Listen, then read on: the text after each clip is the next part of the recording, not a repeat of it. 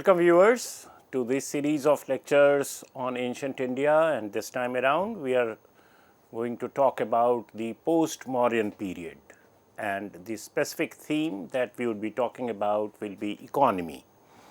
So, post Mauryan period, as you would recall, largely corresponds to the couple of centuries before the beginning of Common Era and the first 3 centuries of the Common Era. So, it is the time bracket of 500 years, say from around 2nd century BCE to around 3rd century CE is what we are going to talk about.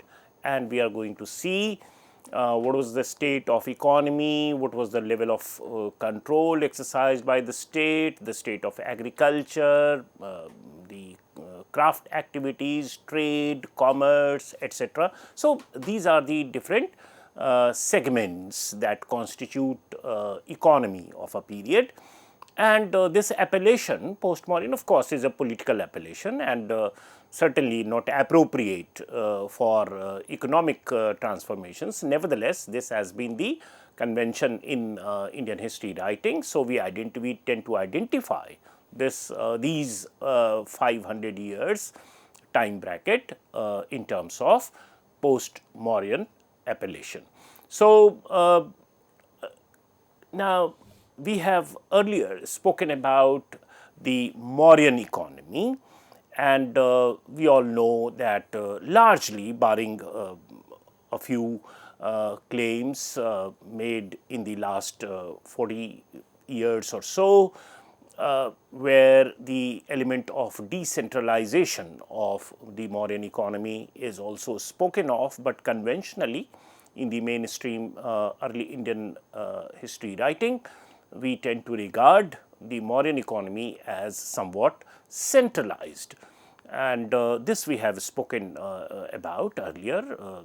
It's because of several reasons. One, of course, is the Kautilya's Arthashastra as a source, which lays out in great detail as to what the state should be doing in order to regulate and control economic activities. You have adhyakshas, you have officials for every little economic activity, and the text itself is obsessed with the idea of maximizing revenue for the state and so forth. So, the general picture that emerges of the Mauryan economy is that it was very centralized and bureaucratized kind of an economy.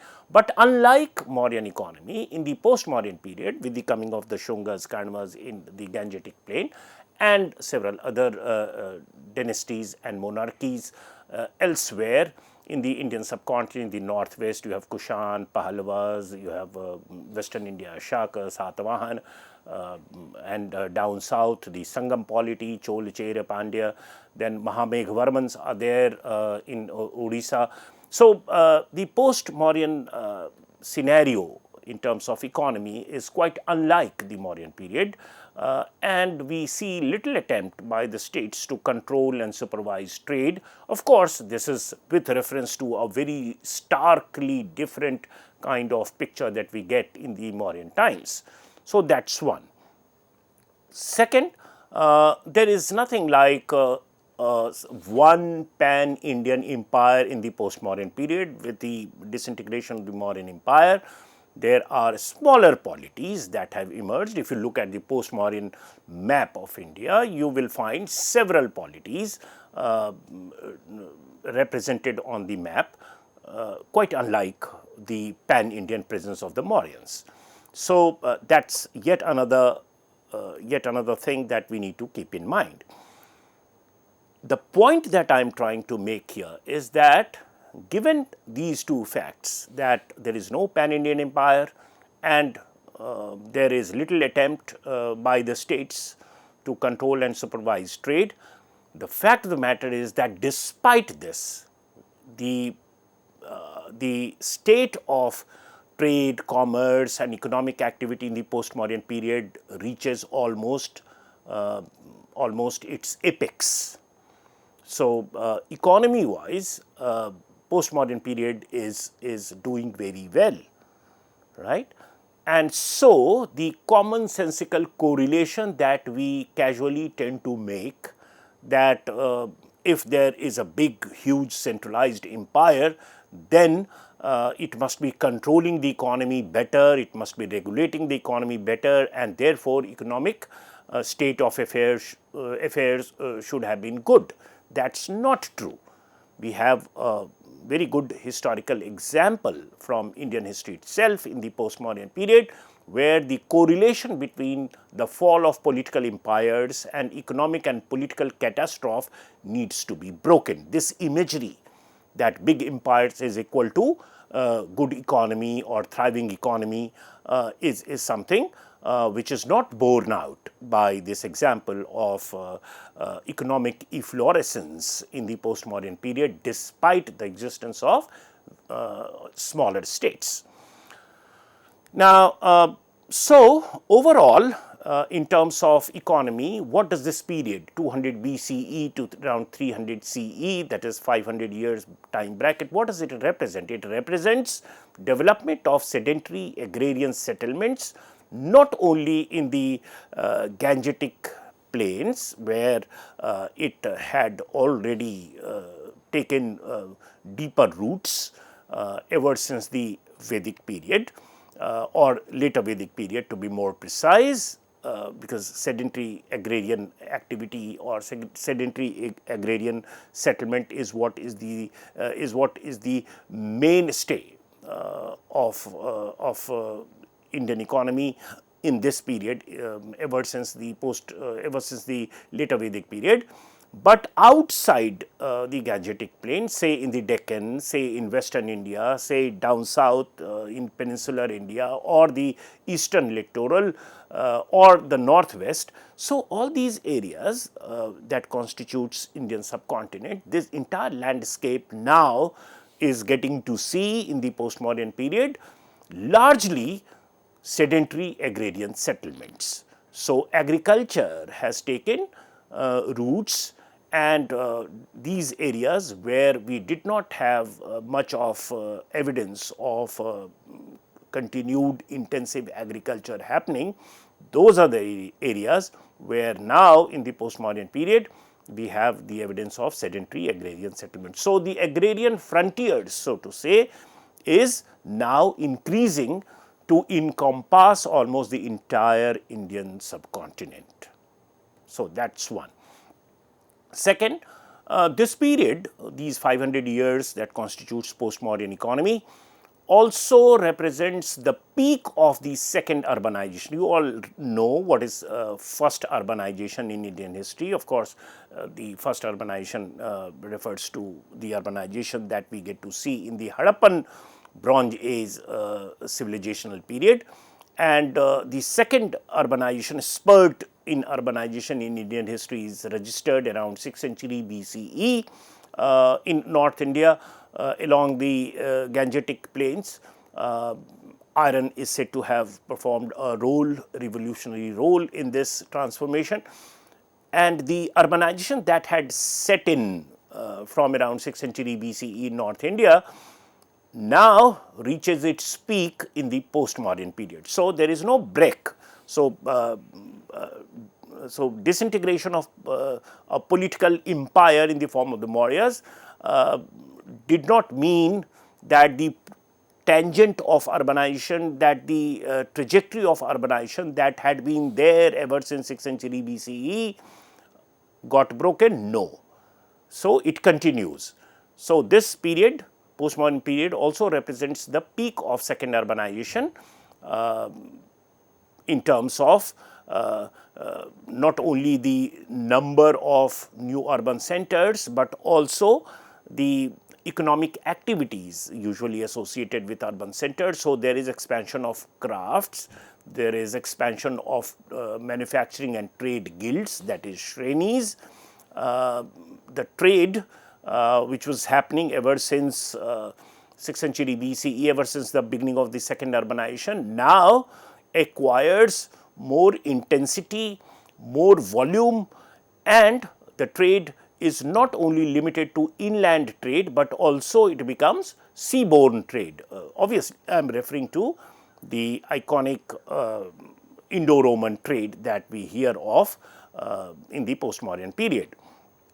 There is also, in political terms, contemporary spread of monarchy and urbanism in central and south India. So, what is this spread of monarchy? Whatever other forms of polities that had been existing ever since 6th century BCE in North India or elsewhere, now are coming under some kind of a stress due to the expanding monarchical form of governance, and monarchy now becomes the norm of polity. Monarchy becomes the norm of political arrangement in the Indian subcontinent. So, the entire landscape is dotted with the presence of monarchical polities, right, alongside urban centers. So, there is contemporaneity in the two, urban centers and monarchy, that we get to see in the post-Mauryan period.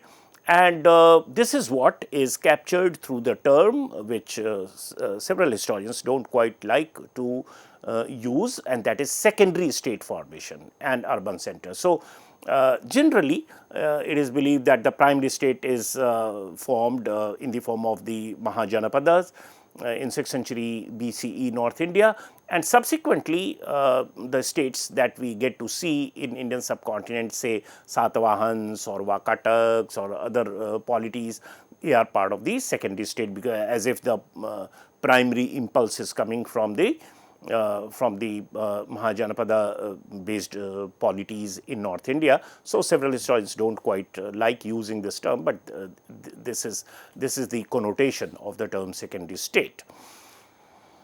So, since we are talking of this secondary state issue, in this presumption, Middle Ganga Valley is regarded as the epicenter, and it is believed, it is presumed, which several historians counter, that the formative impulses of state formation is actually radiating from the epicenter, that is Middle Ganga Valley, and in the subsequent period, that is post-Mauryan period, it reaches to other parts of the Indian subcontinent, and that is how state formation triggers in these areas. So, the principal trait of the material culture of the Middle Ganga Valley is argued to have travelled to the Deccan and South India, right, and this is how we get to see formation of states in the Deccan and South India in the post-Mauryan period.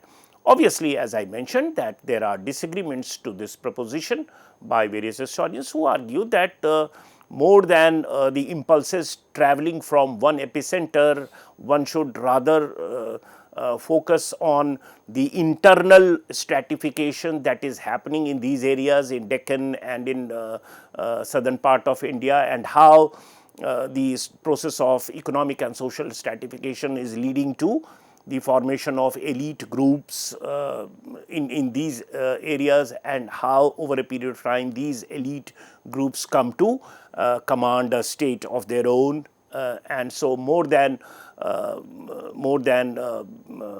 the impulses travelling from epicenter somewhere in North India, it is rather the internal processes of stratification in these localities, in these regions, which should be studied. So, that is the theoretical part of what we are going to discuss in terms of secondary state formation or expansion of state system and the associated trappings of economic transformations. So, things that are clear to us is that now a greater part of the Indian subcontinent is under agrarian economy, they are under monarchical polity, and there is expansion of urban centers. So, urbanism is also travelling to different parts of the subcontinent now, and trade and commerce is also expanding, and this intensification of trade and commerce and expansion of trade and commerce is happening not only inland, but also overseas, right. We will talk about it. So that's the outline. Now, if you just imagine the Post Mauryan map figuratively, you will discover the Shakas, the Pahalwas, the Kushanas in the northwest. So these are the polities, and we have spoken about it earlier. So we are not going to expand on this. The middle or the north India, so to say, is dotted by the polities like Shungas and Kanavas in the post Mauryan period. In the west, we discovered the Satvahans, and they are in constant conflict with the Shakas also in Gujarat, Maharashtra zone of today. The Kerala area, the western littoral, there you have the presence of the Cheras. And where do we get this information from? Of course, one is the Ashokan inscription itself, which talks about these polities in peninsular India, but the Sangam literature largely is where we get to know about these polities, the Cheras, the Cholas and the Pandyas. So, Cheras are occupying the Kerala area. The Pandyas are in the Tamraparni and Vaigai valleys. So, it's the southern tip of Indian peninsula, and the Cholas are registering their political presence around the Kaveri delta. Now, here again you will find that the focus is on the river valleys. Now, of course, we cannot say that Sangam polities are intensive agricultural economies with a lot of trade, commerce and developed market, so to say, but this is a economically this Sangam polity represents a phase where the tribal confederacies or tribal polities are giving way, or chieftains, chieftain kind of polities are fast transforming into agrarian polities because the agricultural potential of areas are fast recognized by these polities, and of the various tinais, that is the ecological zones, it is the Marutam which comes in for special focus, and most of these polities are fighting with each other in order to maximize their control over as much Marutam area as possible. So, that is why I have referred to these river valleys in terms of Chol, Chera, Pandyas, which highlights the transformative aspect of this period, where people are polities are increasingly realizing the advantage of having as much Marutam area under control as possible. In the Odisha area, as we discussed earlier, you have Mahamegh Varmans, and the Hathi Gumpha inscription talks about it. And then in political terms, we also get to see that the chiefdoms, wherever they were present in the post Mauryan period in the residual forms, mostly in the northwestern part of India, Arjunias, Yaudehas and so forth, they are fast giving way to monarchical form of polities, and this is in general the transformation, political transformation that we get to see in the post Mauryan period.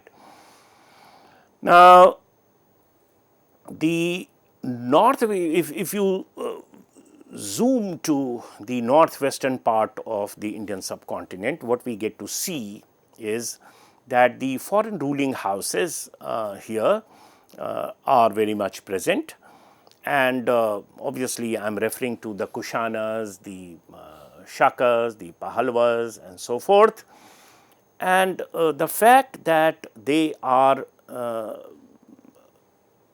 having their nucleus not in India, the nucleus of their polities not in India, but in the say Central Asian region, and North India happened to be a part of their empire. Therefore, obviously there would be more instance of trans-regional trade and transaction in economic terms, which would have been possible, right. So, the Greek area or Greco-Roman complex, the Chinese complex, and the Central Asia via or Indian complex via Central Asia. So, they are now in more intensive contact with each other. This is because the Kushanas are ruling over good part of North India at this moment, and this is also the time when the extremely lucrative silk route is very much in operation, and the silk trade benefits accrued to India also, northern part of India also, because the northern part of India at this point of time was part of the Kushan Empire, who had their political epicenter located in Central Asia, and therefore was very much in the zone of the Silk Route that was connecting China with the Western world. And also through the maritime route, particularly South India, and the discovery of monsoon by the West, often understood as Hippalus, by the first century CE. So, these are some of the things that we need to take care of, and of course, in the next part of the lecture we will be continuing this discussion forward in terms of economic state of affairs in the postmodern period. Thank you.